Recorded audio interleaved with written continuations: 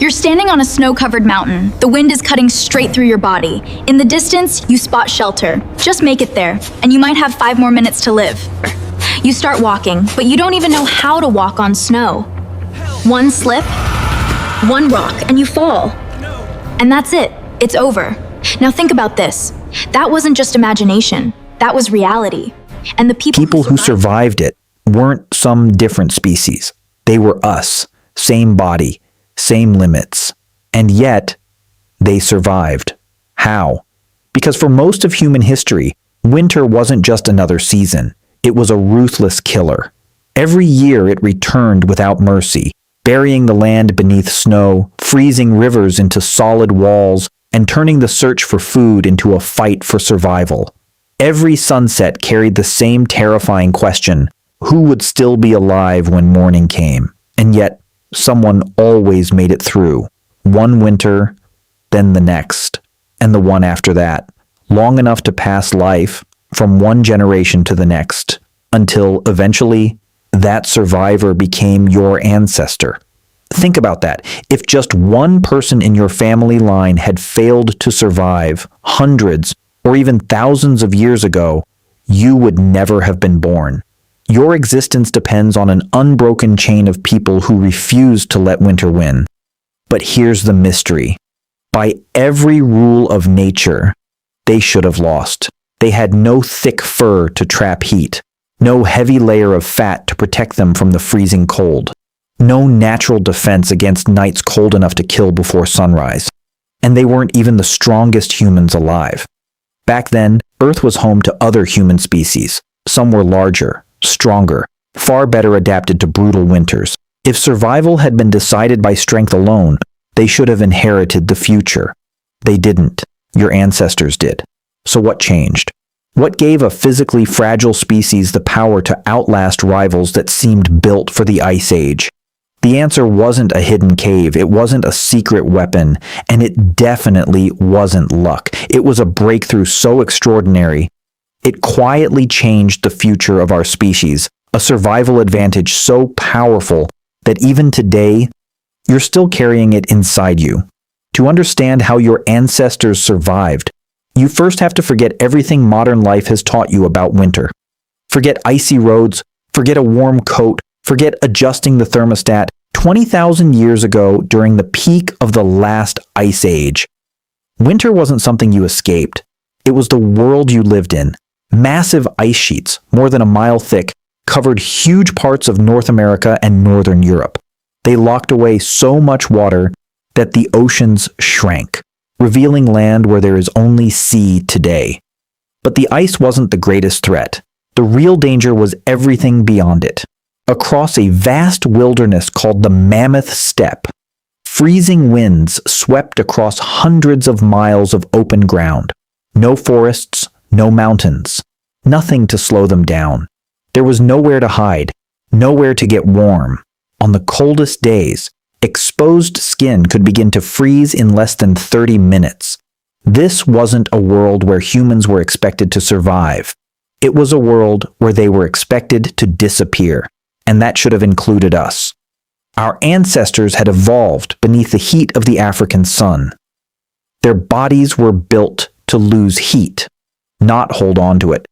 They had no thick fur like wolves, no insulating blubber like seals. They couldn't sleep through winter the way bears could. By every law of biology, they had almost everything working against them. But the mystery gets even bigger. Modern humans weren't the only people alive. The Ice Age was shared with other human species. Neanderthals thrived across the frozen landscapes of Europe. Denisovans adapted to the brutal cold of Siberia. Many were shorter, stronger, better built for freezing climates than our own ancestors. If survival had depended on the body alone, our story should have ended there. They should have inherited the future. But they didn't. They're gone. We're still here. And that's the mystery scientists have been trying to solve for decades. If strength wasn't enough, and biology wasn't enough, what changed the outcome? The answer wasn't stronger muscles or thicker skin. It was something far more powerful. The ability to solve a problem. before it became a disaster. And the first breakthrough our ancestors mastered was fire. Not the kind of campfire we picture today. This was survival. Every fire had to be built, protected, kept alive, because without it, people died. Archaeologists have uncovered Ice Age hearths that were rebuilt over and over again, showing that these fires weren't temporary. They were the center of survival itself. But even fire had a problem. It couldn't go everywhere. Across the mammoth steppe, trees were often too scarce to provide enough fuel, so our ancestors adapted. They burned animal fat, even bones, fuels that could keep a fire burning long after ordinary wood was gone. That changed everything. Fire kept people warm. It unlocked more energy from every meal by cooking food. It strengthened wooden spears, and it pushed back the darkness during the longest winters. For the first time, humans weren't just enduring the cold. They were fighting back. But fire had one weakness. It couldn't follow you. The moment you stepped away from those flames, the Ice Age was waiting, silent, patient, unforgiving. So survival demanded another breakthrough, a way to carry warmth beyond the fire, into the open, across frozen ground, and into the hunt. The invention that made that possible wasn't large. It wasn't impressive. Most people would walk right past it in a museum without giving it a second glance. It was a needle, not steel. Bone, sometimes ivory, barely longer than a matchstick. Its eye was smaller than a grain of rice, tiny enough to ignore, powerful enough to change human history. Some researchers who study Ice Age technology believe this simple tool became one of the greatest survival inventions our species ever created. Because once you understand what it made possible, you'll never look at a needle the same way again. It's hard to disagree. A loose animal hide thrown over your shoulders might block the wind, but in real Ice Age winters, it wasn't enough. Every gap leaked precious body heat. Every loose edge let the cold creep back in. A needle changed everything. For the first time, animal hides could be cut to fit the human body, stitched into sleeves that sealed at the wrists, hoods that trapped warmth around the head, layered boots that protected frozen feet, and mittens sewn tightly enough to keep heat inside instead of letting it escape. Suddenly, warmth wasn't something you stayed beside. It became something you could wear. Genetic and archaeological evidence even points toward a remarkable possibility. Modern humans may have created better-fitted cold-weather clothing than Neanderthals ever did. Some scientists believe that advantage may have mattered more than differences in physical strength. But surviving winter meant more than staying warm while moving. Eventually, every hunt ended, every journey stopped, and on the vast treeless mammoth steppe, there were no caves waiting to protect you. So our ancestors did something almost unbelievable. They built shelters from the only giant material the frozen landscape offered: the bones of mammoths. Archaeologists working in what is now Ukraine have uncovered entire dwellings built from stacked mammoth skulls, jaws, and massive leg bones. Curved tusks formed the roof. Hides stretched across the frame. Moss and earth sealed the gaps, helping trap precious heat inside.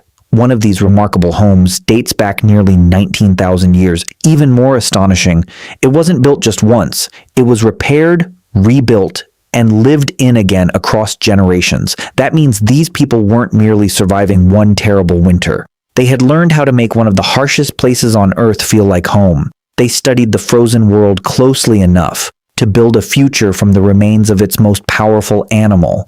Whether that was humanity's boldest idea or its most desperate one depends entirely on who's telling the story. Clothing could protect the body. Shelter could protect against the wind. But surviving the Ice Age required something even more difficult: surviving the months after winter arrived. Because the cold itself wasn't always the greatest enemy. Hunger was. It came slowly, quietly. After the first snow covered the land and the animals became harder to find. So our ancestors learned one of the most important survival skills of all. They planned ahead. A successful hunt wasn't just a meal for that day. It was preparation for the days when nothing could be found. Meat could be frozen naturally by the cold. Smoke and drying could preserve what remained. In some places, people even used freezing water as a primitive form of storage, protecting food long before anyone had a word for refrigeration. But there was one resource more valuable than meat, more valuable than firewood, more valuable than any tool they carried: each other. Ice Age shelters were not built for people to survive alone. They were places where families gathered, where fires were shared, where food was divided, where body heat filled the same small spaces against the endless cold outside.